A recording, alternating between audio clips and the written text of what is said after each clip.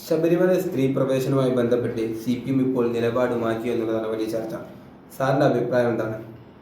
അല്ല, CPM നേരത്തെ തന്നെ നിലപാട് മാറ്റിയതാണ്. ഇന്നിപ്പോൾ ഗോവിന്ദൻ മാഷ് വളരെ കൃത്യമായിട്ട് അത് തുറന്നു പറഞ്ഞു എന്ന് മാത്രമേ ഉള്ളൂ. അതൊരു അടഞ്ഞ അധ്യായമാണെന്ന് പറഞ്ഞിരിക്കുന്നു. പിന്നെ കഴിഞ്ഞ ദിവസം തന്നെ ശരിക്കും ട്രാവൻകൂർ ദേവസ്വം ബോർഡ് പ്രസിഡന്റ്, അതൊരു പഴയ കോൺഗ്രസ്സുകാരനാണ്, അദ്ദേഹം തന്നെ വന്നിട്ട് ഈ അഫിഡവിറ്റ് സുപ്രീം കോടതിയിൽ കൊടുത്തേക്കുന്നത് ഞങ്ങൾ മാറ്റിക്കൊടുക്കും, അല്ലെങ്കിൽ അത് ആലോചിക്കും, അതിന് നിയമപരമായിട്ടുള്ള ഉപദേശം തേടും എന്ന് പറഞ്ഞിരുന്നു. എന്ന് പറഞ്ഞാൽ സ്ത്രീകളെ പ്രവേശിപ്പിക്കേണ്ടതില്ല എന്നൊരു നിലപാടിലേക്ക് CPM എത്തിയിരിക്കുന്നു. നിലപാട് നേരത്തെ എടുത്തതാണ്. കാരണം കഴിഞ്ഞ തവണ തന്നെ നമുക്കറിയാമല്ലോ, ഈ 2018 വിധി ഉണ്ടാകുന്നു, 2019 തന്നെ ഇതിൻ്റെ വലിയ പ്രശ്നമാണെന്ന് എന്ന് CPM മനസ്സിലാക്കുന്നു. അപ്പോൾ CPM മനസ്സിലാക്കിയതുകൊണ്ട് CPM ഒരു അടവ് നയമെടുക്കുന്നു. പിന്നെ ഷിബിലി ഇതിൽ CPM മാത്രമായിട്ട് കുറ്റപ്പെടുത്താനൊന്നുമില്ല കേട്ടോ. അതെന്താണെന്ന് വെച്ചിട്ടുണ്ടെങ്കിൽ ഈ സംഭവം നടന്ന് പിറ്റേ ദിവസം തന്നെ നിലപാട് പറ്റിയവരാണ് ബാക്കിയുള്ളവരൊക്കെ. എന്ന് പറഞ്ഞാൽ RSSന്റെ നിലപാട് എന്താണ്? ഇപ്പോഴും സ്ത്രീകളെ കയറ്റണമെന്നാണ്. പക്ഷെ അവരത് മിണ്ടുന്നില്ല. BJPയുടെ നിലപാടെന്താണ്? സ്ത്രീകളെ കയറ്റണമെന്നായിരുന്നു. ഓ രാജഗോപാലിന് ലേഖനം എഴുതിയിരുന്നു, അത് മിണ്ടുന്നില്ല. കോൺഗ്രസിന്റെ നിലപാട് ആദ്യം തന്നെ വിധിയെ സ്വാഗതം ചെയ്താണ്. തൊട്ടടുത്ത ദിവസം മുതൽ എന്ത് ചെയ്തു? ജനം മുഴുവൻ എതിരാണെന്ന് കണ്ടപ്പോഴേക്കും NSS ഒരു നാമജപ ഘോഷയാത്ര നടത്തിയത് കണ്ടപ്പോഴത്തേക്കും ഇവർക്ക് കാര്യം മനസ്സിലായി. ജനപ്പുറത്താണെന്നുണ്ടെങ്കിൽ ഇവരെന്ത് ചെയ്യും? മാറും. ഇപ്പൊ നമ്മളൊക്കെ തന്നെ ഈ പരിശ്രമം മുഴുവൻ നടത്തുന്നതെന്ന് പറഞ്ഞാൽ ജനം നാളെ ഈ പറയുന്ന പോലെ എല്ലാവരും എതിരാണ് എന്ന് കണ്ടതുകൊണ്ടാണ് ഒറ്റടിക്ക് രാഹുൽ മാങ്കൂട്ടത്തിൽ കേസിൽ ഇവർ നിലപാട് മാറ്റിയത്. ജനം എതിരല്ല എന്ന് തോന്നിയാൽ ഇവരെന്ത് ചെയ്യും? രാഹുൽ മാങ്കൂട്ടത്തിലെ പ്രൊട്ടക്ട് ചെയ്യും. അപ്പൊ അതുകൊണ്ട് ഈ കേസിൽ നേരത്തെ തന്നെ നിലപാടെടുത്തതാണ്. ഇപ്പൊ അത് കുറച്ചും കൂടി വ്യക്തമായിട്ട് ഗോവിന്ദൻ മാഷ് പുറമെ പറഞ്ഞിരിക്കുന്നു എന്ന് മാത്രമേ ഉള്ളൂ. ഷിബില് ഇതിൽ പെടാൻ പോകുന്നത് യഥാർത്ഥത്തിൽ BJP ആണ്. യഥാർത്ഥത്തിൽ മുള്ളിനെ മുള്ളുകൊണ്ട് എടുക്കുക എന്ന് പറയുന്ന ഒരു പണിയാണ് ഇപ്പോൾ CPM എടുത്തേക്കുന്നത്. കാരണം ഈ ആഗോള അയ്യപ്പ സംഘവും മുന്നോട്ട് വെച്ചുകൊണ്ട് യഥാർത്ഥത്തിൽ BJP ഇപ്പം ആകെ അങ്കലാപ്പിലായിരിക്കുകയാണ്. കാരണം BJPയെ സംബന്ധിച്ചോളം ഇത് 2016 കമ്പയർ ചെയ്യുമ്പോൾ 2021 വരുമ്പോൾ 4 ലക്ഷത്തിൽ നിയമസഭയിൽ 4,10,000 വോട്ടുകൾ കുറവായിരുന്നു. ഇപ്പൊ 2024 ലോക്സഭയിൽ എനിക്ക് തോന്നുന്ന ഒരു 32 ലക്ഷം വോട്ട് പിടിച്ചിട്ടുണ്ട് അല്ലെ, 30 ലക്ഷത്തോളം വോട്ട് പിടിച്ചിട്ടുണ്ട്. അപ്പൊ ആ വോട്ട് പിടിച്ചിട്ടുണ്ട്. അത് നിലനിർത്തിയെങ്കിലും ചെയ്തില്ലെങ്കിൽ ഒരു 2-3 സീറ്റിലെങ്കിലും ജയിക്കാൻ പറ്റിയില്ലെങ്കിൽ വലിയ തലവേദനയാകും രാജീവ് ചന്ദ്രശേഖരനെയും ഇപ്പോഴത്തെ BJP നേതൃത്വത്തെ സംബന്ധിച്ച്. ഒന്നാമത്തെ കാര്യം, രാജീവ് ചന്ദ്രശേഖരനൊക്കെ അത് അച്ചീവ് ചെയ്യണമെങ്കിൽ താഴെത്തട്ടിൽ നിന്ന് സംഘടനയിൽ നിന്ന് വലിയ പിന്തുണയൊന്നും കിട്ടില്ല. കാരണം താഴെത്തട്ടിലുള്ള ആളുകളെ മൊത്തം നിയമിച്ചേക്കുന്നത് V മുരളീധരനും K സുരേന്ദ്രനും ഒക്കെ ആയിരുന്നപ്പോഴാണ്. അപ്പൊ അതുകൊണ്ട് അത്തരത്തിലുള്ള പിന്തുണ കിട്ടില്ല. ഇപ്പൊ തന്നെ അദ്ദേഹം ഏതാണ്ട് ഒരു കേരളത്തിലെ 23,000 വാർഡുകളിൽ സമ്മേളനം വിളിക്കണമെന്ന് തീരുമാനിച്ചിട്ട് 1000 വാർഡിൽ പോലും നടന്നിട്ടില്ല. നടന്ന സ്ഥലങ്ങളിൽ തന്നെ 150 പേരെ വിളിക്കണമെന്നായിരുന്നു തീരുമാനം. ഏതാണ്ട് 30-40 പേരെ ഉണ്ടായിരുന്നു. അപ്പൊ അത്തരത്തിൽ ഈ സംഘടനയെ ചലിപ്പിക്കാൻ പറ്റില്ല. അതിന്റെ ഒപ്പം കൂനിന്മേൽ കുരു എന്ന് പറയുന്നത് പോലെയാണ് CPM ഇത്തരത്തിലുള്ളൊരു കാര്യം. അതായത് അവർക്ക് ഒരു തവണ CPM-ന് തന്നെ അടിപറ്റിയൊരു കാര്യം എങ്ങനെ കൃത്യമായി ഉപയോഗപ്പെടുത്താമെന്ന് മനസ്സിലാക്കിക്കൊണ്ട് CPM അത് തന്നെ മുന്നോട്ട് വെച്ചിട്ടുള്ളത്. അത് യഥാർത്ഥത്തിൽ BJP പെട്ടിരിക്കുകയാണ്. ഇതിൽ നിന്ന് എങ്ങനെ BJP തലയൂരും എന്നുള്ളത് മാത്രമേ നമ്മൾ ഇനി കാത്തിരുന്ന് കാണാറുള്ളൂ. സാർ, അപ്പോൾ ഈ അയ്യപ്പ സംഗമം കൊണ്ട് ആർക്കാണ് ശരിക്കും ഗുണം ഉണ്ടാകാൻ പോകുന്നത്? അല്ല, ഷിബിലി, ഞാൻ BJPയുടെ കാര്യം ഒന്നുകൂടി പറഞ്ഞാൽ ഷിബിലിക്ക് അത് മനസ്സിലാവും. യഥാർത്ഥത്തിൽ ഇപ്പൊ പെട്ടേക്കണേക്കെന്ന് വെച്ചാൽ NSS അയ്യപ്പ സംഗമത്തെ അനുകൂലിക്കുകയാണ്. NSS 2 പാർട്ടികളാണ് ഇതിനകത്ത് പെട്ടേക്കണത്. കാരണം CPM-ന് ഇപ്പോൾ ഒന്നും നഷ്ടപ്പെടാനില്ല. ഒന്ന്, അയ്യപ്പ സംഗമത്തെ NSS അനുകൂലിക്കുന്നു, നടത്തട്ടെ എന്ന് വിചാരിക്കുന്നു.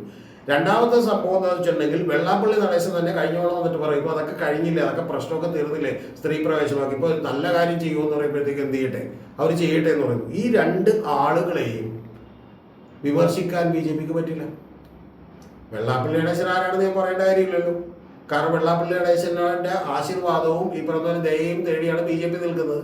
അവരുടെ 2 പേരുടെയും ആശീർവാദവും ദയവും തേടിയാണ് ഈ കോൺഗ്രസിൽ മത്സരിക്കാൻ പോകുന്ന MLA-മാരെല്ലാം നിൽക്കുന്നത്. അപ്പൊ അവർക്ക് ആർക്കും തന്നെ ഇവർക്കെതിരെ ഒരു വാചകവും പറയാൻ പറ്റില്ല. ഇനി ഇതിന്റെ പ്രശ്നം എവിടെയാന്ന് വെച്ചിട്ടുണ്ടെങ്കിൽ, അയ്യപ്പ സംഗമം നല്ലൊരു കാര്യമല്ല, നടത്തട്ടെ എന്ന് NSS-ഉം പറഞ്ഞു, SNDP-യും പറഞ്ഞു. ഇപ്പൊ ഏറ്റവും കൂടുതൽ ആരും കൂടി പറയുന്നത് മുസ്ലിം ലീഗ് കൂടി പറഞ്ഞു. മുസ്ലിം ലീഗ് കൂടി ഇതിനെ എതിർക്കേണ്ടതില്ല. കാരണം മുസ്ലിം ലീഗിന് ബുദ്ധിയുണ്ട്, ബോധമുണ്ട്. കാരണം മുസ്ലിം ലീഗ് ഇതിനെ എതിർക്കാൻ നിന്നാൽ വീണ്ടും ഒരു വളരെ വർഗീയമായിട്ടുള്ള ചിലപ്പോൾ ഒരു ചേരിതിരിവിനത് ഇടയാക്കുമെന്ന് ചിന്തിക്കാനുള്ള ബോധവും മുസ്ലിം ലീഗിൽ കുഞ്ഞാലിക്കുട്ടിക്കും അതുപോലെ പാണക്കാട് തങ്ങൾക്കൊക്കെ ഉണ്ട്. അതുകൊണ്ട് അവർ പറഞ്ഞു ഞങ്ങൾ എന്ത് ചെയ്യില്ല, എതിർക്കുന്നില്ല, അത് നടക്കട്ടെ എന്നാണ് വിചാരിക്കുന്നത്. കാരണം മുസ്ലിം ലീഗ് കൂടി എതിർത്താൽ യഥാർത്ഥത്തിൽ CPM-ന് അത് വലിയ ഗുണം ചെയ്താൽ.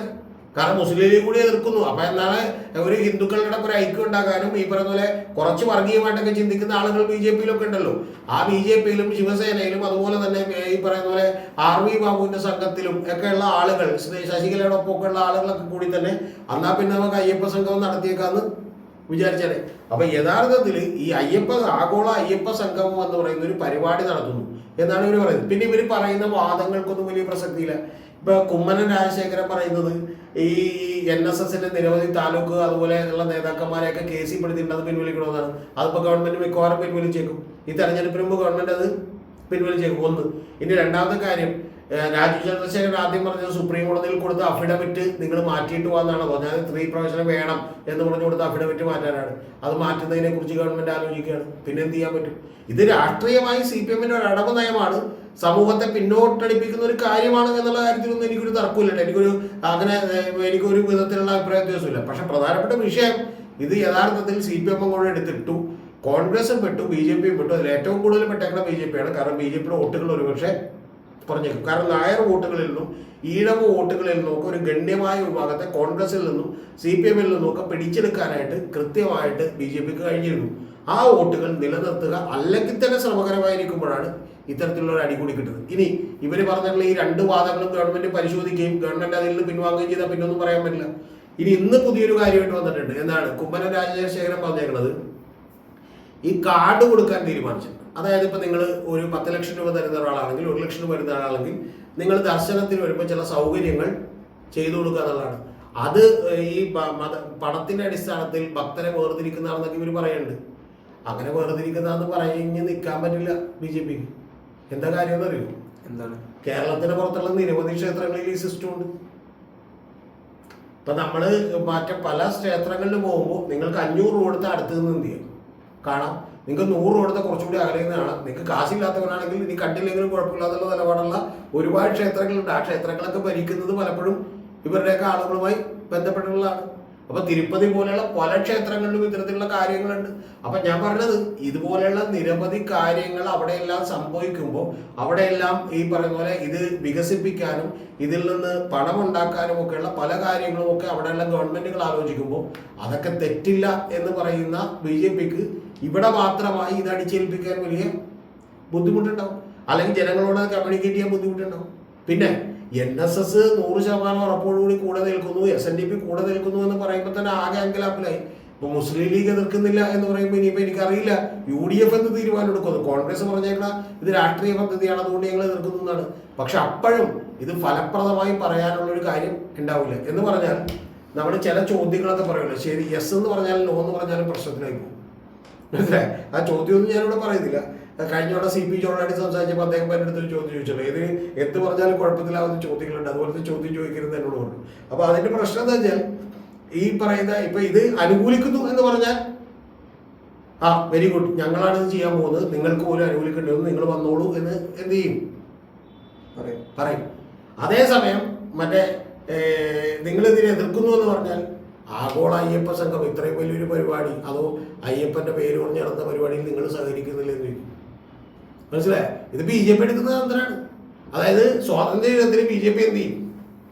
രാഹുൽ ഗാന്ധിനെയൊക്കെ ക്ഷണിക്കും. എന്നിട്ട് ആദ്യം ഫ്രണ്ടിൽ സീറ്റ് പിടിച്ചിരുത്തിയിട്ട് കുറച്ച് കഴിഞ്ഞ് മറ്റേ സ്വാതന്ത്ര്യ സമര സേനാനികളോ അല്ലെങ്കിൽ മറ്റേ വിമുക്ത ഭടന്മാരോ അല്ലെങ്കിൽ പരിക്കേറ്റവരോ അതുപോലെയുള്ള ആളുകൾ വിളിക്കുമ്പോഴത്തേക്ക് എഴുന്നേറ്റോ ബാക്കിലേക്ക് ഇരുന്നു പറയും. ചെറുതായിട്ടൊന്നും എന്ത് ചെയ്യും? അടുത്ത തവണ രാഹുൽ ഗാന്ധി ചെല്ലാതിരിക്കുമ്പോൾ അവരുടെ പ്രശ്നം എന്താണെന്നറിയോ? അത് ശരി, സ്വാതന്ത്ര്യത്തോട് പോലും നിങ്ങൾക്കൊരു താല്പര്യമില്ല, കണ്ട പ്രതിപക്ഷ നേതാവ് എന്ത് ചെയ്തിട്ടില്ല. അപ്പൊ എന്ത് സംഭവിച്ചാലും ഒരു ആയുധമാക്കാൻ കഴിയുന്ന ഏറ്റവും പ്രധാനപ്പെട്ട ഒരു കാര്യം കൂടിയാണ് എന്ത്? ആഗോള അയ്യപ്പ സംഗമം. ഇപ്പൊ വളരെ കൃത്യമായ ഒരു പൊളിറ്റിക്കൽ പദ്ധതിയാണ്. ആ രാഷ്ട്രീയ പദ്ധതിയിൽ തെറ്റൊന്നുണ്ടെന്ന് ഞാൻ വിചാരിക്കുന്നില്ല. കാരണം ഇത് തന്നെയാണ് സുവർണാവസരമായിട്ട് നമ്മുടെ BJP ഉപയോഗിക്കാൻ ശ്രമിച്ചത്. ഇത് ഏറിയും കുറഞ്ഞൊക്കെ ഇതിന്റെ ഈ സമരത്തിന് നടുക്ക് വന്നതുകൊണ്ടാണ്, K. സുധാകരനൊക്കെ വന്നതുകൊണ്ടാണ് ആ സമരത്തെ എന്ത് ചെയ്തത് അവർക്ക് പ്രയോജനപ്പെടുത്താൻ അവർ തീരുമാനിച്ചത്. അപ്പൊ അതുകൊണ്ട് നമ്മുടെ നാടിപ്പോൾ ഇങ്ങനെയൊക്കെയാണ്. മതപരമായ കാര്യങ്ങൾക്കും ഈ പറയുന്ന പോലെ അമ്പലങ്ങൾക്കൊക്കെ വലിയ പ്രാമുഖ്യം കിട്ടുന്ന സ്ഥലമാണ്. അതിന്റെ പേരിൽ വലിയ ചെറിയതിരിവുണ്ടാകുന്ന സ്ഥലമാണ്. അപ്പൊ അത് ഉപയോഗിച്ചുകൊണ്ട് രാഷ്ട്രീയക്കാർ എന്ത് ചെയ്യും? അധികാരം പിടിക്കാൻ വേണ്ടി ശ്രമിക്കും. യഥാർത്ഥത്തിൽ പെട്ടിരിക്കുന്നത് ഒന്നാമത്തെ BJP ആണ്, രണ്ടാമത്തെ സൈഡ് പാർട്ണർ എന്ന് പറയുന്നത് കോൺഗ്രസുമാണ്.